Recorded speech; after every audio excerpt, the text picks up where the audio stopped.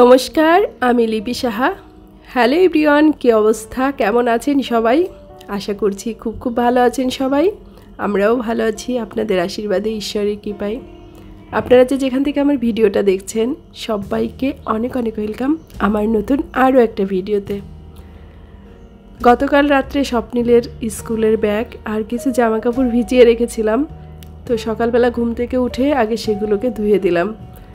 এই রাত্রে জামা কাপড় ভেজানোটা স্বপ্নিলের পাপা পছন্দ করে না, বলে যে কাপড় চোপড় নষ্ট হয়ে যায়, রং নষ্ট হয়ে যায়। কিন্তু ভাবলাম সকালে যখন জলটা আসবে তখন ভিজিয়ে ধুতে গেলে কাপড়টা আর কি মানে পরিষ্কার হবে না ভালো মতো। আর স্কুলের ব্যাগটা তো অনেকটাই ময়লা হয়েছিল। আর আমার ভীষণ ঠান্ডা লেগেছে, জ্বরও আসছে, তো সে কারণে গতকাল ভিডিও আপলোড করতে পারিনি। ঠান্ডা লেগেছে, ঘুম থেকে উঠতে ভীষণ কষ্ট হয়েছে সকালবেলা। তারপরও ভাবছি জলটা যখন আসছে তখন আর কি কাজগুলোকে করে নিই।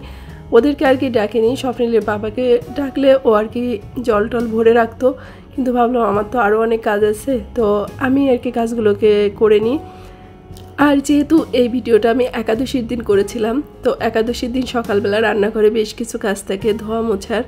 তো রান্নাঘরের কাজ করতে করতে ভাবলাম যে কিছু কথা একটু আপনাদের সাথে শেয়ার করি, হয়তো আপনাদের অনেকেরই কিছুটা হলেও উপকারে আসবে। তো আমরা হাউসওয়াইফরা সকালে ব্রেকফাস্ট থেকে শুরু করে ডিনার শেষে বাসন মাজা সমস্ত কাজই হয় কিন্তু রান্নাঘরে। তাই আমরা কিন্তু রোজ রান্নাঘর পরিষ্কার করি, ঠিক না? তো রান্নাঘরে এমন কিছু জিনিস আছে যেটা আমরা সবসময় পরিষ্কার করি, কিন্তু সময়ের সাথে সাথে সেই জিনিসগুলো কিন্তু আমাদের পরিবর্তন করে ফেলা উচিত। রান্নাঘরে বর্তমানে আমরা নানা রকম প্লাস্টিক জাতীয় জিনিস ব্যবহার করে থাকি।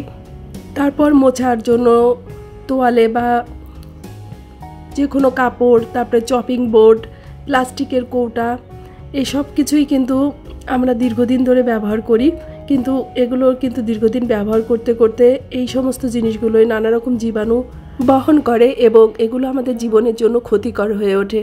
তাই আমরা অনেকে নিজেদের সুবিধার জন্য অনেক সময় প্লাস্টিকের চপিং বোর্ড ব্যবহার করি, প্লাস্টিকের কৌটা ব্যবহার করি। তো সেগুলো কিন্তু প্রতি বছর মানে এক বছর পর পর এগুলোকে চেঞ্জ করে ফেলা উচিত। আর চপিং বোর্ডের ক্ষেত্রে যদি আমরা কাঠের চপিং বোর্ডগুলো ব্যবহার করি, তো সেগুলো কিন্তু ভেঙে বা ফেটে যাওয়ার আগ পর্যন্ত সেগুলো আমরা নিশ্চিন্তে ব্যবহার করতে পারি।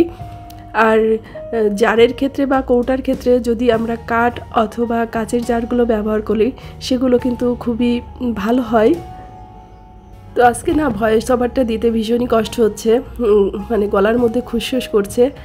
তো যাই হোক, আমি ওইদিকে রান্নাঘরের কাজগুলো করে তারপরে বিছানাটাকে গুছিয়ে নিলাম, মানে বিছানার চাদরটাকেও চেঞ্জ করে নিলাম, যেটা প্রতি একাদশীর দিনই করে থাকি।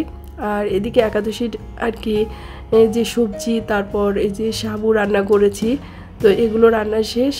আর এটা হচ্ছে স্বপ্নিলের পাপার জন্য একটু চা করতেছি। স্বপ্নিলের পাপার আবার একাদশীর দিনেও একটু চা খেতে হয়।